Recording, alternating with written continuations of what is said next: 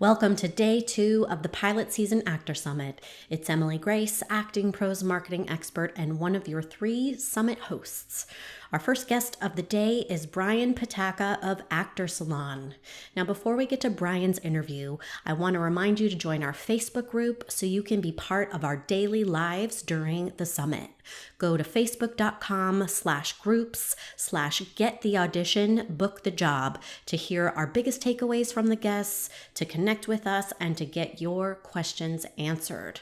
If you aren't already a member, go over there right now to join us and then come right back here for Brian's talk, The Most Important Thing. Be sure to click the link below to grab Brian's free gift, the Intimate Income Tracking Tool. If thinking about your finances creates overwhelm, disappointment, or fear, make sure you download Brian's simple plug-and-play template to get intimate with your income and friendlier with your finances. Now, let me tell you about Brian Pataka. After quickly climbing the corporate ladder as an advertising executive promoting Broadway shows, Brian realized his true calling was career coaching. In 2001, he started Actor Salon, an accountability group and creative community for actors. Actor Salon empowers creative individuals to get results and has grown to include weekly in-person and virtual meetings in New York, Los Angeles, and Atlanta. Brian is also a spiritual practitioner in the tradition of A Course in Miracles and will be recognized by the state of California as a reverend by the fall of next year. He travels as an educator and speaker and continues to connect with clients who thrive at the intersection of art and commerce.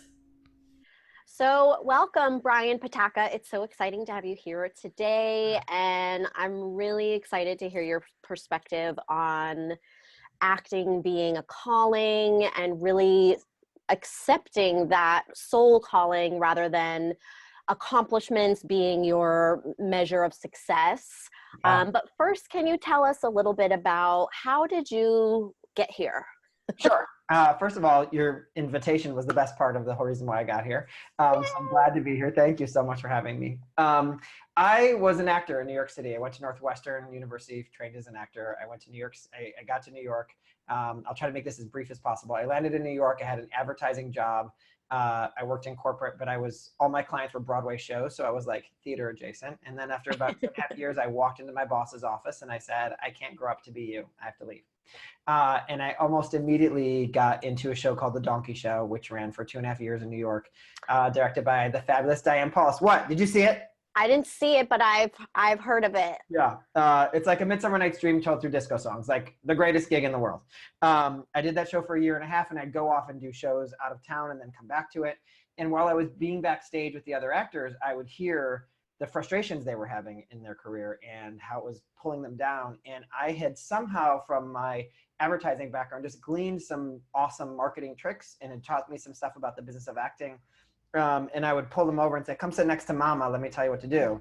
And they would go out and get agents and then get auditions and get more work. And so they suddenly were like, oh, Brian knows what he's talking about. And then I quickly started doing it for a company. I was coaching people as a company on the business, not on acting. And then I went out on my own and I started something called Actor Salon, and I coached people in groups and in one-on-one settings. And then I really realized that, I was into this coaching thing, and I got life coach training. I'm on course to be a reverend right now. It's spiritual, but non-religious spirituality. So that's yes. Yeah. What a great segue into what we're talking about, because I do think, and I'm sure you've seen this too, being an actor and coaching actors, it's so easy to forget that it is a calling and that it is, something bigger than just booking the next co-star or getting that paycheck. So I'd love to hear how you're incorporating spirituality, or what you mean when you say this is your calling. Yeah. And so this is so clear. So even to use that story is, I realized one day I didn't want to audition anymore. I kept getting auditions and getting in a bad mood. And so it became very clear that the coaching I was getting in a bad mood because I wanted to be with my clients. Right. And so we get information at some point in our life. I'm sure we all can remember, like, either you're 5 years old or 8 years old or 16 or whatever year. And you're like, oh, acting is the thing for me. And usually in that moment, it's like, yeah, there you go. Right. time and space disappears and you're like, this is it. I want to do this. And that is a spiritual experience. And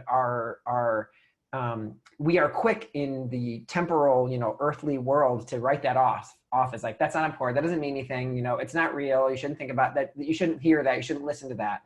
And to me, that is the truth of how, if you believe in God or you believe in the universe, whichever you believe in, that's how they direct and organize the universe. Because you and I would not be on this call right now if both of us weren't attracted to acting in some way or this creativity in some way. And that's how desire points us to the life we're supposed to have. And how we work toward that desire is going to shape our lives. So, think of Jack Frost. I don't know who I'm trying to, two roads diverged in a yellow wood, right? So the path we're going to take is going to be determined by desire. And to me, that desire is planted in you by the universe. That's your calling, right? That's the way to express it. And so what happens is we get this calling, we get this like intelligence of, oh yeah, I'm meant to be an actor. I'm meant to act, or I think I'm meant to act. That's the information that I understand. And then we like run over to the worldly way of looking at things and say, okay, this is how you be an actor. You go to this school and you get this resume and you get these credits, and this is what it looks like to be a successful actor. And we're suddenly completely separated from that spiritual truth we were given in the first place. And if you know anything about spirituality, or even you just think of yourself as spiritual but not religious, this part of you doesn't abandon you when you figure out that you want to be an actor, right? This part says, okay, guys, go figure it out. See you later. You're right. Good luck. So we tend to run over to this earthly place, right? And we get really stuck in, it looks like me booking this job and having this resume and blah, blah, blah. What I think I do with my clients and what I try to work with people on is, how do we stand in the middle where we're able to both hear the universe and listen to what's going on in the world at the same time? I think that even, if you believe in God or the universe, they both would say you need a headshot, right? So great. But now picking the headshot photographer even might look like, okay, this is who people say I need to shoot a headshot with, going down that list, is different than, okay, here are the 3 headshot photographers I'm thinking about. And this is the way I talk about this. I can kind of break this down into money and time, because I think that's what we wrestle with as actors, right? We have usually a limited amount of money because you've decided to be a painter, essentially. Painters don't get paid a lot of money unless you're painting houses. You've decided to be the artistic kind of painter. So you're going to be hanging your pictures in a lot of galleries and hoping somebody buys, right? So this idea around, like, let's say your friend, here's what I think is how this shows up.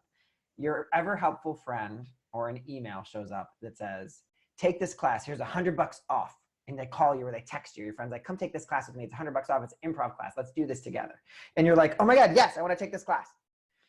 You sign up for this improv class, right? And then you show up to that improv class and you didn't really think about it, right? So you just said yes, and you show up and you're like, I should be somewhere else. I should be working on something else. Or, oh, it's my turn to go. Oh, okay, I'll go. It's my turn. Okay, great. Okay. And then you're late the next class because you're not as committed to it, right? And then at the end of the class, someone says, how was that class? Like, oh, it was okay. No, the class was bad because you sucked at being in that class.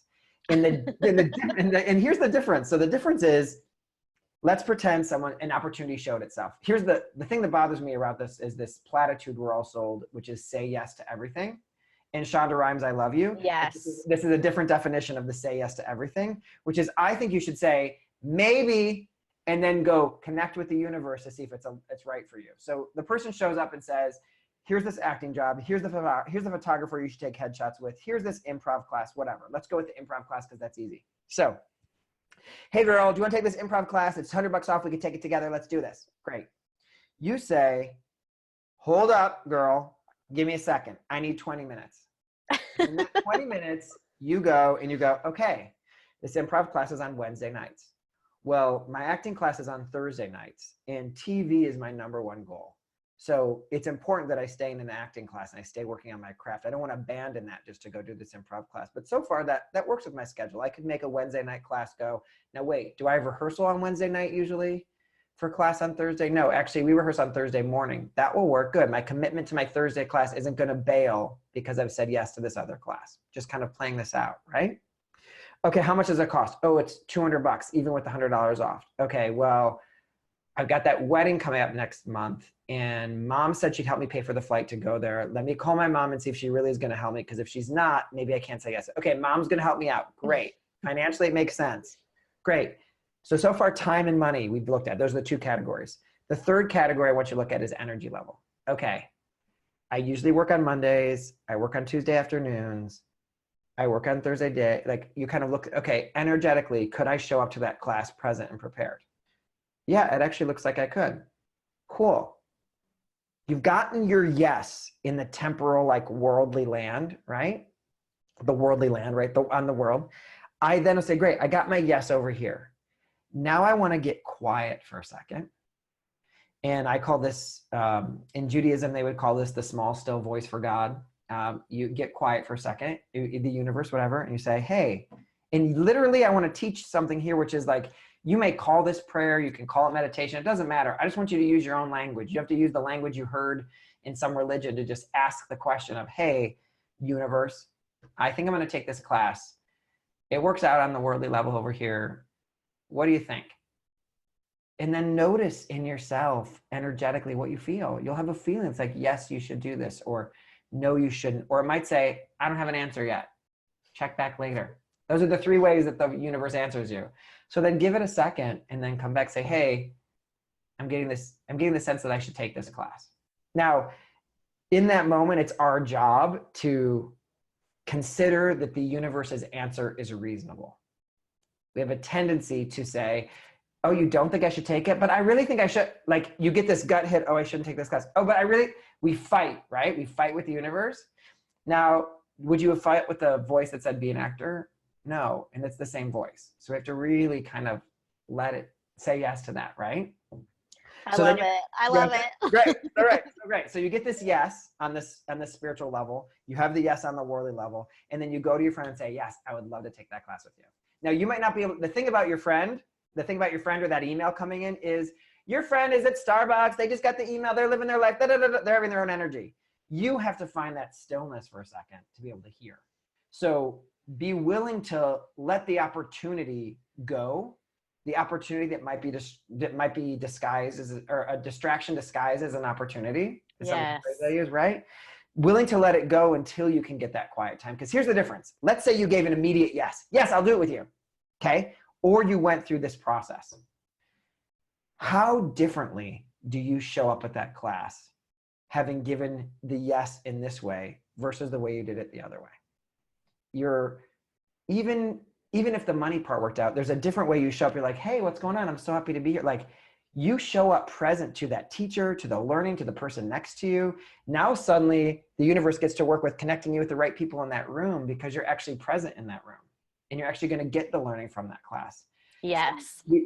So I have to jump in here about something that you said about a distraction disguised as an opportunity, because I think, and also this idea you were saying about you don't have to say yes to everything, because I think that is a very actor-like experience of I have to say yes to everything. I have to work for free. I have to get experience wherever I can. And then you end up really just wearing yourself thin and feeling very busy, but sometimes being busy is not the same as being productive. Yeah, I would much rather see it. I love the way you said that, because I would much rather see an actor who feels less busy, but feels more in their art, right? So let's say you said no to that project your friends were doing. They're doing some web series, but you said yes to 3 more rehearsals for class, or spending more time with that script, or working on that project you've been trying to write for 2 years, right? So this is you being more in your artist self. So your artist self is the one that was given that intelligence from the universe. So driving from there is a lot different from, I need to book a co-star. Yes. Right? And I often think that I need to book a co-star goal is BS. And let me tell you how my BS meter goes off. Okay. All right. So an actor said, I just want to book TV. Okay. Now, I'm willing to believe you that you just want to book TV if inside it is, I've never had that experience before. I just want to be on a set. I want to have that. I have to go to my little trailer. I get, just a few minutes on set and it because I've just never done that before. And like, I have that kind of heebie-jeebies around it, right? That kind of excitement, right? Different than I want to book a co-star so I can get a guest star so I can get a series regular. So buying into the story of how it's supposed to go. Yes. Or my agent said I have to book this TV credit first before I can fill in the blank. Right. And then it's someone else's goal. Yeah. And here's the truth. And I'm going to use Columbus as an example. I know there's a lot of feelings to be had about Columbus, but I agree with that. But just saying, you know, Columbus was headed for the West Indies and he stumbled upon something, a much greater treasure, right? So if we can kind of think of, if you actually want to be booking a guest star, like, cause you like, I'm ready to play that arc of a character. That's what I'm working on in class right now. That's the presence that I have in my life right now. That's where I am. You can set your North Star as a guest star. And I promise you along the way, you might land on a co-star. But it is going to be so much more sustenance in the guest star goal that's going to feed you and nurture you along the way than I'm booking this co-star so that I can book a guest star because my agent said so. So make your agent happy. Say, yep, totally, 100%. Going to book that co-star so we can get on to the next thing, whatever you say, dude. And then you go home and say, great, my goal is a guest star because I know I'll get there on the way. So it's important that that's where that personal conversation comes, right? Because there's a lot of us, I think actors are searching, we're often searching for validation or confirmation that we're doing the right thing. And I want to be real clear, wait, disclaimer, I'm not an actor anymore. Please go look at my languishing IMDb page. I want to make sure that that's very clear to everyone. I'm not pursuing acting whatsoever. So we're looking for certainty that that voice that said, be an actor was true. And that's why when we hear a yes, it's so easy. Well, I better say yes, because this is one way of me saying yes to that voice that was true. Now that voice didn't say, be an actor and then say yes to everything. It said be an actor, which means you have to keep honing yourself into what does being an actor mean to you. And I think that's where we can get into a very like, oh, that girl in my class booked this and this person booked that. Or like we get into those comparison stories, which can throw us off our game, which is very different, as I'm sure, as you know, in an acting class where you're comparing, like I should be there, which is not an acting class thought, right? Versus, oh, the way she did that scene was really interesting. I wonder if there's something from that I can steal. Like, I like the way that worked for her. How can I make that part of the way I do it? Or that I could never do it. The way it looks on her is the way it should look on her. The way it should look on me. I think what I'm learning is, to me, it looks a little bit like you're learning from the way that someone has booked it or done it or whatever. You're not coveting it, right? It would be like Van Gogh going to an art show and saying like, I wish my paintings looked like that.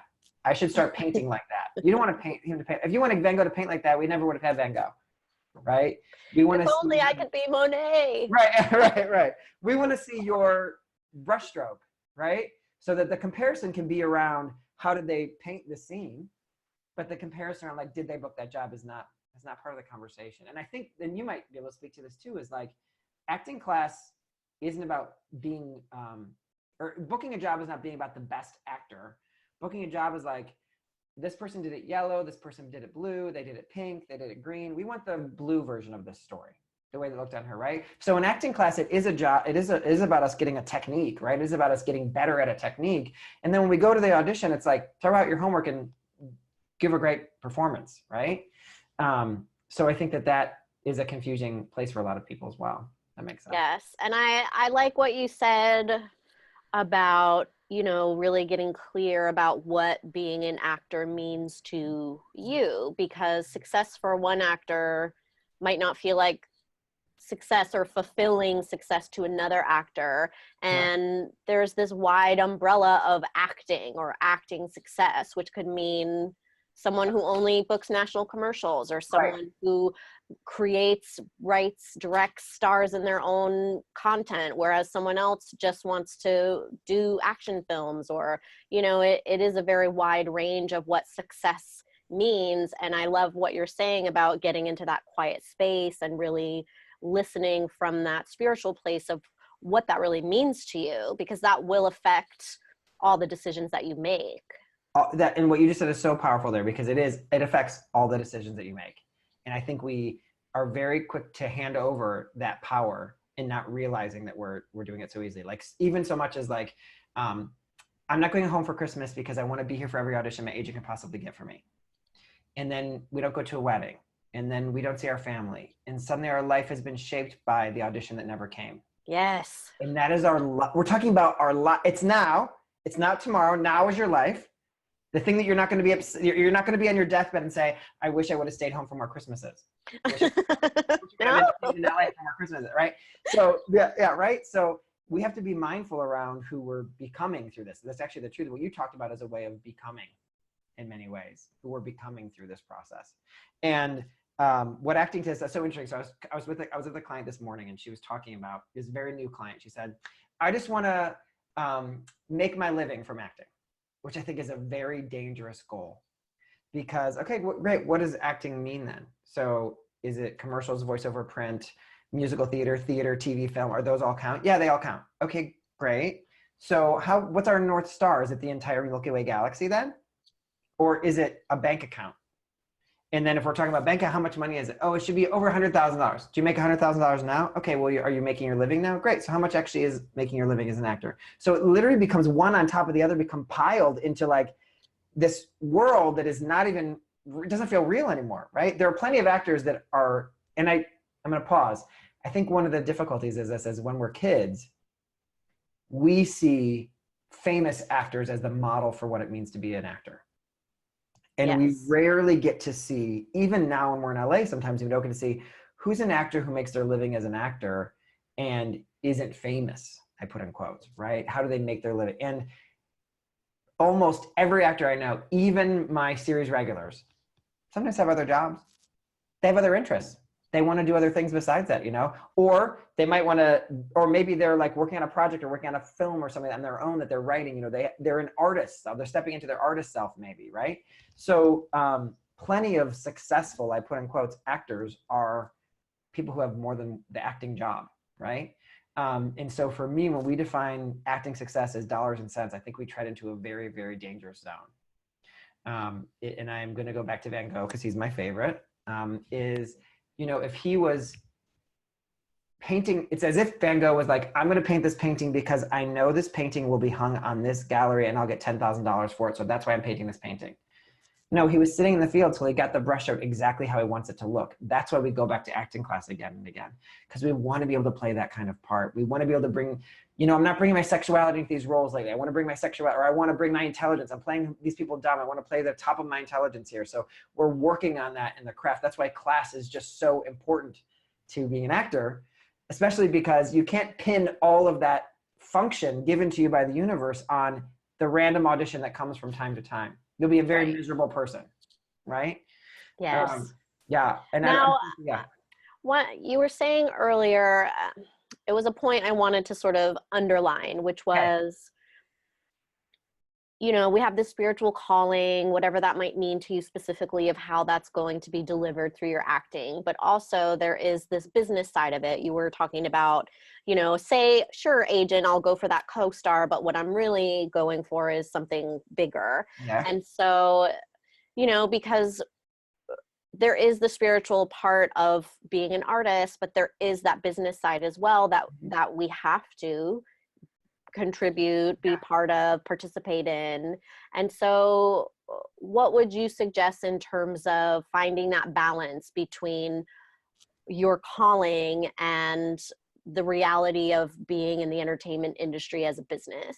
Sure. I appreciate that question. It's really well worded. So one of the things I would say is make sure you have some good models around you or some good mentors around you who are willing to have both of those conversations at the same time.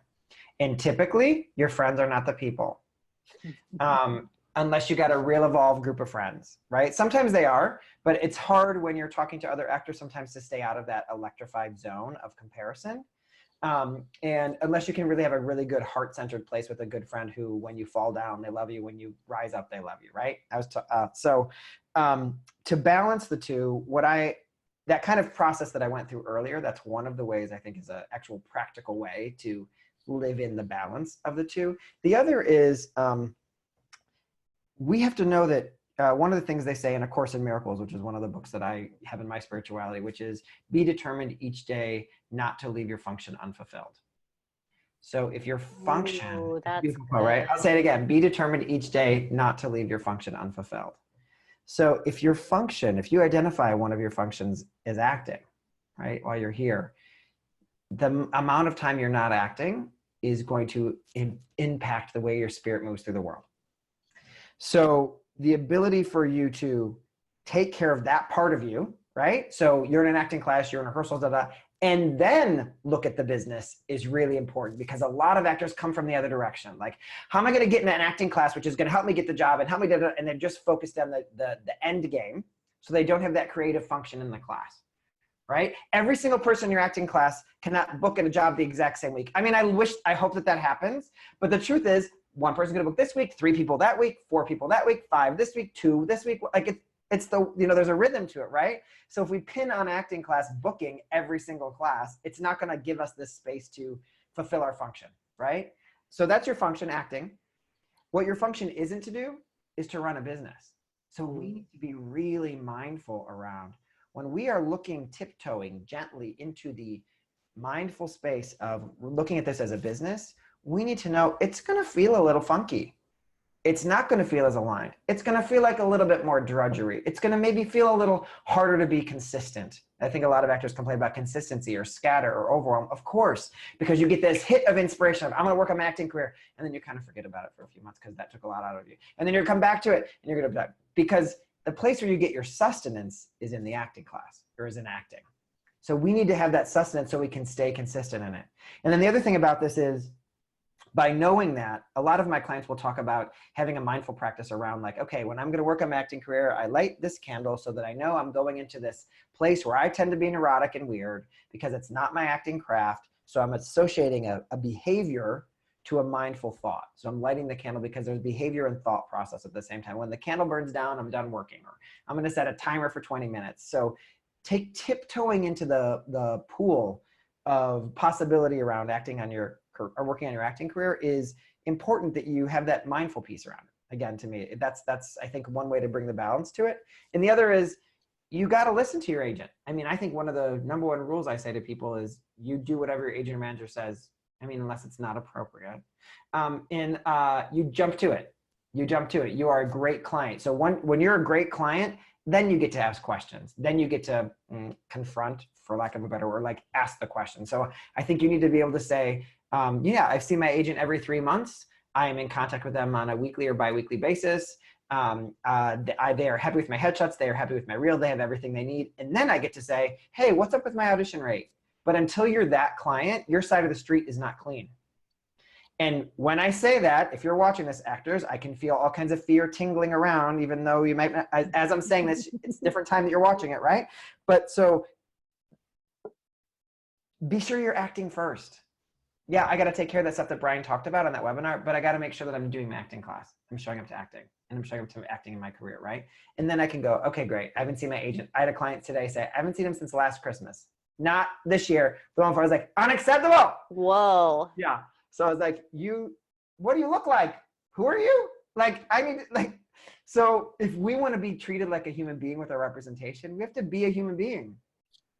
So we tend to put them on that pedestal again because they're the ones giving us validation for making the correct choice about our lives. And that's they didn't ask to be put there. That's a real shitty place for you to put them. Yeah. And also they get all the blame when they don't. Oh my God. When's the last time you've ever talked to an actor who said, I'm getting exactly the right amount of auditions for my representation? No one will ever say that. That should say something about us, not them. At that point. Yes. Right? The creative people. And I think, when you are very clear about what acting means to you, when you are connected to that aspect of it and not the, how do I fill up my time and be productive and do all these things, I think you are more aligned with finding the agent that is on board with where you're going as well. Oh, it can be such a fear place of I just need to sign with an agent, whoever will take me. Please take me. Gross, right? It's like dating or something. Yes. Would you get married in that point of view? Probably not, right? I just had a client who just left right before this call for our time together, and she's having a manager meeting. And in the conversation, I was like, whoa, we need to make sure that you can like get a vibe from this person. Like, check the energy of how you feel here. Yes, but part of the truth is like, we need to take care of ourselves so we show up and, I put in quotes, sell ourselves well. And I don't even like that word. What I would mean you want to do is make sure that the fullness of you is showing up. What I think we tend to do is we make a manager or an agent a bouncer, and we say, can you show me I belong in this club? Let me show you my ID. And I'm going to show you my ID by looking at my resume and telling you why I deserve to be in this room. And can I go in? Can I please go in? And we keep that energy in the room. And that manager agent never asked for you to do that. And they're going to then fall into this zone of like, oh, I guess I'm a bouncer and I have to treat them like this. And suddenly you've taken the two of you to hell. Anxiety, I think, is hell, right? So you've taken yourselves to hell. You grab the manager by the hand and said, let's all go over here to hell. I'm going to treat you like a bouncer. And then I'm going to try to work my way out of it to be a normal person by the end of this meeting. And I don't know who you are, but I don't have the spiritual perspicacity to do that. I'm not enlightened enough to do that. So I think it's really important that we go for a meeting. I have two things that I say to clients is, sit in your car for 5 minutes. Get there nice and early, obviously. Sit in your car for 5 minutes and blast that person with love. Just imagine, like, my first function on the planet is to love other people and to be kind. I'm just going to send them love. I mean this in the most non-sexual, romantic way. Just make sure we're all very clear on that, right? Clarifying. I didn't think so, but just in case, right? And you will never tell them that you did this, right? And then you just send them that love. And then when you show up in that room, you're so much more able to be you. And what you want this person to see is the you, because if they're going to be selling you on the phone or marketing you, if you were this weirdo treating them like a bouncer for 45 minutes, if the meeting even got to be that long, right? Then how are they going to sell you? And then you've had a whole year of a shitty manager where actually you just had a shitty meeting where you never saw them again and were never yourself again, right? And so it seems like it's a mystery how this happened. No, it's very clear how it happens. We don't show up in our fullness. They can't reflect it back, and then they don't get to see who you are. So, blast them with love. And then also I think it's important to know your answers to the questions, what casting directors know you? What types do you go out for? What do you do for classes and stuff? Have you taken an improv class? Where do you go to school? What do you do for a job so they know you're flexible? I think all those questions are part of what they're going to ask you. So preparing those answers, I think, in a way that is digestible to the manager agent, like going through a process of preparing for that meeting is important because they want to hear it in a soundbite so that they can then on the phone say what you said to them. So they know how to use that languaging. So you have to be able to give it to them in an intelligible way. And if you're in the like, please let me in the club zone, you're going to sound like an idiot. And you're not going to be able to deliver what you know is true about yourself as an artist, that truth you were given in the first place. So in that meeting, I think a lot of people end up leaning on their passion for acting as an answer to getting representation. And you can want it all you want. I need to know I can book you a job. And right now you kind of look like a person who's really starving for attention. So I realize this isn't like an easy process, but what I'm saying is we have so much, the spiritual mountaintop is to look at yourself first, not them. That isn't to say there aren't managers and agents out there who won't give a shitty meeting. But this is to say, if we really want to take care of ourselves, we want to do the work on ourselves first before we get there, Yes. And I like what you teach because it is a bringing together of two different aspects. Like as a creative person, you need to nurture that, but you also need to be intelligent about the business that you're in and be able to speak the same language as the people who are representing you. Yeah. I mean, if I'm going to send you out for auditions, I better know what 10 actors or actresses you could replace on television right now. Like that to me is an assignment I give all my actors. Like you need to make a list 10, and the number 10 is high on purpose. It's a double digit, the first double digit we have, because I need you to find who are the 10 actors that if they disappeared tomorrow, aliens sucked them away and they needed someone to replace them, who would they be? And you may not use all 10 of those actors in that meeting, but you need them so you can gear your headshots, your resume, your reel toward us seeing you as that, right? And so when you go in the meeting, I think it's really important for you to have a few actors that you can mention, because that just roots us in some kind of reality of what kind of actor you are. It doesn't pigeonhole you. It just lets us know, okay, I can get it a little bit more. I want to make sure that when we think about our branding, I hate that word, but our essence, right? It doesn't have to be an artistic prison. It should feel like a launching pad, right? So that's why I say 10, so it's got a little breath to it. And if you are, a 50-year-old woman, you're probably not playing a high schooler. Like we can start with that very easy place to kind of use your age range and stuff. But I'm also okay with you saying like, I'm not the exact same type as that character, but I would play that type of character. That's another great way to talk about your type. I see a lot of actors get sucked down this rabbit hole. I got to figure out my type. I got to figure out my type. And they're, you know, asking their barista and other people in class, and it's not necessarily getting them anywhere. Make a list of 10 actors. It's a great way to start. You can use those 10 actors to decide, you know, what should my headshots look like, because this is what they were on that TV show, or this is what my scenes should be like, because that's the kind of scene they were in on that TV show. So it becomes a lot simpler once you look at the prototypes that are out there in the world. And then you can, you know, you can blow the top off that and play something completely different. That is a great starting point. Yeah. We've covered so much in a very short amount of time. Yay! I talk fast. Hope I wasn't too fast. Is there anything else that we haven't covered yet that you think is important, or anything you wanted to talk about before we wrap up? With you all day, Emily. I love talking about this. This is like this is my favorite thing to talk about. Can you tell? Here's the thing that I'll say is, it would be selfish. I'm talking to you actors out there. It would be selfish for you not to pursue acting. You have been given this calling. It is a calling that will affect the lives of your parents, your boyfriend, girlfriend, soon to be boyfriend, girlfriend, your friends, your family, your roommate. It will be the guiding force which lets you meet people. It will be the guiding force why you shoot with that headshot photographer, who you then up at that Retouchers, and you stopped at that Starbucks because it was on the way. That is how it guides you towards your unfolding in this lifetime. So to treat it with that reverence is your duty. And there's a responsibility in that. So be kind to yourself, first and foremost. And we talk about self-care kind of glibly lately. I think it kind of gets like a take a bubble bath or get a mani-pedi. And to me, self-care are the daily behaviors that you take to keep yourself away from anxiety, depression, overwhelm, and fatigue. Those four things are what you look for. If you have any of that in your life, then we take care of that first. Because you have a job to do, you have an artist to be. So if that means making sure that there's this much in your bank account so you can afford acting class every single month so you can be consistent, then change the job. If that means finding a living situation where the roommate isn't taking down your energy, find a new living situation. If it means that you need to go to bed at 10 o'clock every night, go to bed at 10 o'clock every night. I want to say this from a non-like, I'm your dad point of view, but from a how great is your responsibility to the world. And you're an artist. In Los Angeles, particularly if you're there, we can feel commerce a lot around our creativity. And commerce is where art gets to be on a bigger stage. It gets to have a bigger impact. So if we keep it in that thinking instead of in the dollar sign thinking, it allows you to know how profound the impact you can have there is. And artists are the ones who change the world. They always come first. We're the Cassandras, right?